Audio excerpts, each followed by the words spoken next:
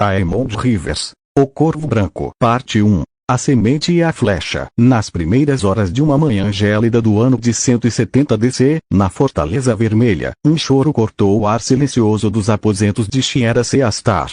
Era um choro forte, vibrante, que anunciava a chegada de uma criança que parecia destinada a não passar despercebida. Era Aemond, fruto da união proibida e apaixonada entre Brynden Rivers, o Corvo de Sangue, e a enigmática e bela Shiera Seastar. Desde o berço, Aemond foi uma visão de outro mundo. Enquanto a maioria das crianças nasciam com tufos de cabelo macio e indefinido, ele veio ao mundo com uma penugem prateada que, com os anos, se transformou em longos cabelos brancos como a neve do norte, uma herança inegável de sua linhagem Targaryen. Mas eram seus olhos que hipnotizavam e perturbavam quem ousasse encará-los por muito tempo. O esquerdo era um azul escuro, profundo como o olho de um poço sem fundo. O direito, um verde brilhante, da cor das folhas da árvore coração no auso do verão, um traço da beleza exótica de sua mãe.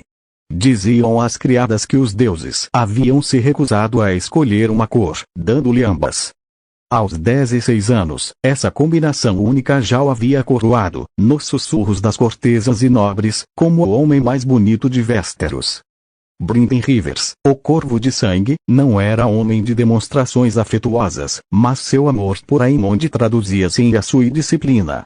Desde que o menino pôde empunhar uma espada de madeira, seu pai o treinou como um verdadeiro guerreiro, moldando seu corpo para ser tão afiado quanto a lâmina que um dia empunharia. As lições eram duras, em pátios de treino varridos pelo vento, onde Brynden, com seu temível arco de osso de dragão, ensinava não apenas a arte da espada, mas a paciência e a precisão mortal de um arqueiro. Com Shiera, o aprendizado era diferente. Nas noites silenciosas, enquanto a cidade dormia, ela o iniciava nos mistérios mais profundos. Ensinou-lhe a arte da magia, não a dos truques de senhores menores, mas a verdadeira feitiçaria antiga, o poder da visão em poços de água e chamas, o sussurro das profecias tecidas no sangue dos antigos valerianos, e a sabedoria perigosa das maldições e proteções. De sua mãe, Aemond aprendeu que o mundo tinha mais camadas do que aquelas vistas pelos olhos comuns. Aos 18 anos, após uma demonstração de habilidade numa caçada real onde abateu o veado em pleno galope a uma distância absurda, Aemond ajoelhou-se diante de seu pai. Brynden Rivers, com seu próprio rosto marcado e o rubi a brilhar na altura da garganta, tocou os ombros do filho com sua espada. "Levante-se, Sr. Aemond Rivers", disse ele, com sua voz grave e sem emoção. "Que sua mão seja tão firme quanto sua lealdade." O novo cavaleiro logo encontrou seu lugar. Brynden, o mestre dos sussurros, havia formado sua própria companhia de elite, os Dentes de Corvo, arqueiros tão silenciosos e mortais quanto seu nome indicava. Aemond, com sua pontaria sobrenatural e a serenidade fria herdada do pai, tornou-se um deles, rapidamente conquistando o respeito dos veteranos. Entre os arqueiros, ele não era apenas o filho do comandante. Era o Corvo Branco, uma figura espectral de cabelos de gelo e olhos de fogo e água, cujas flechas jamais erravam o alvo. A primeira grande prova de fogo veio com a primeira revolta Blackfyre. O reino estava em guerra, e o exército leal a Daeron II enfrentava o brilho dourado de Daemon Blackfyre e seus meio-irmãos rebeldes. A batalha final seria no campo do Capim Vermelho. Os Dentes de Corvo, sob o comando de Brynden, receberam uma missão crucial: posicionar-se nas encostas do Monte Choroso, uma colina que dominava o campo de batalha. De lá, eles poderiam ver todo o desenrolar do conflito, como deuses silenciosos. Enquanto a batalha feroz rugia abaixo, com o choque de aço e os gritos dos moribundos, Aemond permanecia imóvel ao lado de seu pai. O vento frio bagunçava seus longos cabelos brancos, e seus olhos díspares examinavam o caos com uma calma aterrorizante. Foi então que viram a figura. Daemon Blackfyre, empunhando a Irmã das Trevas, a espada de aço valeriano dos reis Targaryen, abria caminho através das linhas inimigas como um deus da guerra. Sua armadura reluzia, sua presença era avassaladora. Ele estava a quase 300 metros de distância, uma distância que a maioria dos arqueiros considerava impossível, um tiro de sorte. Brynden Rivers ergueu a mão, seus olhos rubis, que viam além, fixos no irmão bastardo que ousara desafiar a coroa.